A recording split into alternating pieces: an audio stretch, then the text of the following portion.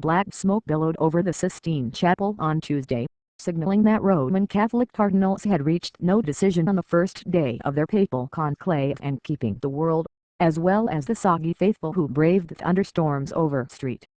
Peter's Square, on tenterhooks about a successor to Pope Benedict XVI.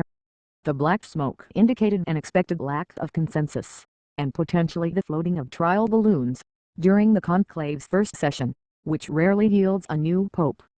4 votes a day, 2 in the morning, 2 in the evening, will now be held among the 115 cardinals until a new pope is elected. Conclaves are officially open-ended, but none has lasted more than 5 days in more than a century. White smoke would signal the election of a new pontiff. Though producing no new pope, the day offered the rare glimpse inside the ancient traditions of the Roman Catholic Church. The solemn pomp of scarlet-clad cardinals in procession toward the Sistine Chapel amid Latin chants underscored the millennial nature of the Church in the age of the Internet. Yet the uncertainty about who would be the Church's next leader seemed only to fuel the relentless chatter around Vatican City about the contenders, any of whom would take over the helm of a Vatican swirling in crisis. Cardinal Joseph Ratzinger, who became Benedict XVI, was viewed as a strong frontrunner before the last conclave in 2005.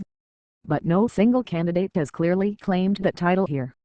Instead, the focus was on a small group of papabili, or possible popes, including Cardinals Angelo Scola of Italy, Odilio Squer of Brazil and Mark Ouellet of Canada. Other possibilities are Cardinals Timothy Dolan of New York and Sean O'Malley of Boston, either of whom, if elected, would emerge as the first superpower pope.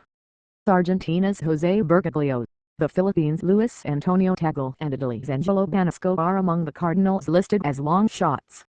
Among all of them, Scola appears to be trending the most among analysts, though his chances could diminish, observers suggest, the longer the conclave lasts.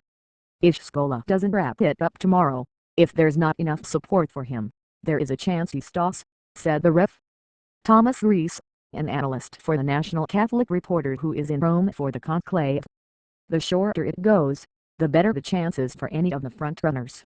Should it go more than 2 or 3 days, then all bets are off, and the options for the next pope grow.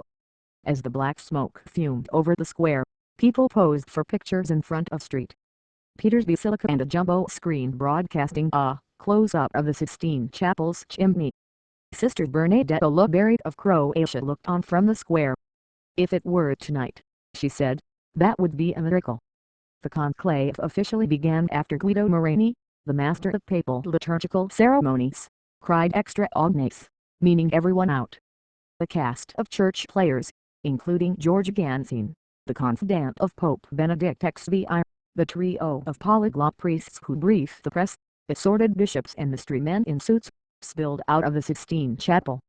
Moreni, in a purple cloak, then closed the massive wooden doors, allowing the princes of the church to get down to the business of picking the 266th pope.